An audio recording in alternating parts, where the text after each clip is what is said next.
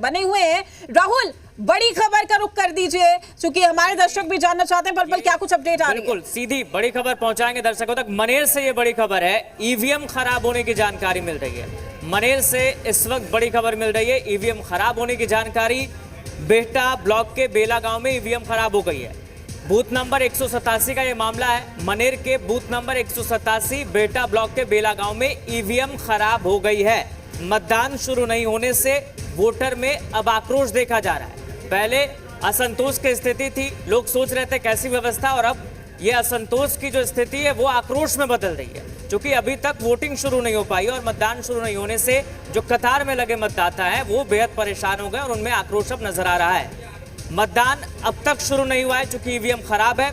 और एक बार फिर आपको बता दें, मनेर के बूथ नंबर 187 का ये मामला है, जहां ईवीएम खराब होने से मतदान शुरू नहीं हो पाया और इसकी वजह से वोटर बेहद परेशान है, आक्रोश नजर आ रहा है। प्रीति, चलिए ठीक है राहुल, मैं आपके पास लौटूंगी, बड़ी खबर आपसे जानूंगी। सौरभ दुबे भी लगातार हमारे साथ जुड़े हुए हैं, हमारे गेस्ट हैं। सौरभ जी, आपसे जानना चाहेंगे, जो भी समीकरण की हम बात कर रहे हैं, लेकिन इस बार क्या आपको लग रहा है कि बिहार का समीकरण बदला हुआ है और यही वजह कि तमाम राज्यों की नजर बिहार पर बनी हुई है? और देखिए, ये तो जग जाहिर है कि अगर आपको दिल्ली का रास्ता तय करना है तो बिहार और उत्तर प्रदेश से होकर ही गुजरना पड़ेगा। बिहार की राजनीति सिर्फ बिहार तक सीमित नहीं रहती, तमाम राज्यों के लिए एक संदेश बन जाती है।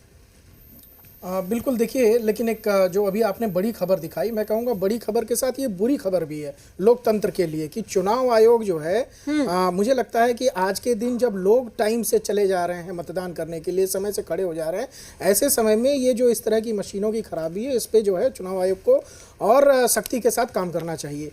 और देखिए, निश्चित तौर पर बिहार के चुनाव में इस बार लगा था कि कुछ बहुत विशेष होने वाला है। कुछ ऐसा लग रहा था कि चूंकि ये एक ऐसा अवसर है जहां पर पूरा अलायंस, जो इंडिया अलायंस है, जो पूरा गठबंधन है, महागठबंधन, उसको एक ऐसा अवसर मिलने वाला है कि वो पक्ष को, जो एनडीए है, उसको कहीं ना कहीं धराशायी करते हुए चुनाव के मैदान में एक अपनी महत्वपूर्ण जीत जो है वो दिखाए। यहाँ पर चूंकि लोकसभा के चुनाव हुए, उसके बाद हरियाणा के चुनाव हुए, महाराष्ट्र के हुए, दिल्ली के हुए, तो लगातार इसमें देखने को मिला कि महागठबंधन जो है वो कहीं ना कहीं एनडीए के सामने परास्त होता हुआ दिखाई दिया। ये एक बिहार की जमीन ऐसी जमीन है जो राजनीतिक, जहाँ की जो पृष्ठभूमि है उसमें एक से बढ़ के एक नेता है, एक से बढ़ के एक पार्टियां हैं।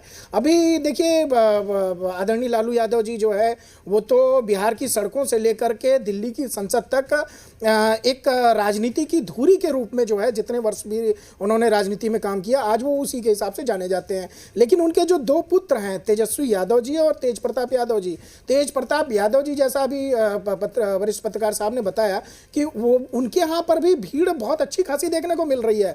और ये तो मान के चलिए आपकी जो यादव वोट है, कहीं ना कहीं उनका बंटवारा होने वाला है। और बिल्कुल ठीक बात है कि भाई, अगर मार्जिन आपका जो है 500, 700, 1000 वोट भी काट दिया उन्होंने, तो ये बहुत बड़ा मार्जिन जो है, ये एनडीए को फायदा होने वाला है इससे। और देखिए, मुझे लगता है कि जो लगातार एमवाई समीकरण है, उस पर जो भारतीय जनता पार्टी का एमवाई समीकरण है वो भारी होता हुआ दिखाई दिया। भारतीय जनता पार्टी का जो एमवाई समीकरण है मोदी और योगी, क्योंकि लगातार देखा जा रहा है कि जो देखिए, सुर बिहार के चुनाव के पहले से ही प्रधानमंत्री नरेंद्र मोदी लगातार बिहार जाते रहे। तमाम तरह की जो है वहाँ पर, चाहे पूर्णिया का एयरपोर्ट था या ट्रेन का उद्घाटन था, इस तरह के तमाम जो विकास के कार्य हुए हैं उसको 1 महीना पहले से उन्होंने उद्घाटन करना शुरू कर दिया। बड़ी बड़ी जो है महिलाओं को पैसे देने की बात हुई, उनके खाते में गए, वो सब चुनाव आचार संहिता लगने के पहले ही उन्होंने सारा काम निपटा दिया। और उसके बाद लगातार धुआंधार, बिल्कुल धुआंधार जो है वो रैलियां की गई प्रधानमंत्री की तरफ से। अमित शाह गृह मंत्री वो पूरा वहां पर डटे रहे। देखिए, परिश्रम करने में तो भारतीय जनता पार्टी का जो है वो कोई भी नेता जो है वो सबसे आगे ही रहता है। हालांकि मैं मानता हूं कि जो बिहार की पृष्ठभूमि है उसमें तेजस्वी यादव एक बड़ा नाम है, एक मजबूत नाम है। और तेजस्वी यादव जी अकेले दम पर, चूंकि मुझे लगता है कि देखिए, बहुत ज़्यादा वहाँ पर कांग्रेस के लिए जो है वो जमीन है नहीं। कांग्रेस वहाँ पर लगातार जो है क्षेत्रीय पार्टियों को जहाँ पर जाती है वो नुकसान ही करती है। इसलिए जो तेजस्वी यादव जी के सीएम नाम की घोषणा है, लगातार राहुल गांधी उससे बचते रहे। आज तक उन्होंने एक बार भी इस जो है मुख्यमंत्री पद की घोषणा को स्वीकृति नहीं दी। हालांकि तेजस्वी यादव ने खुद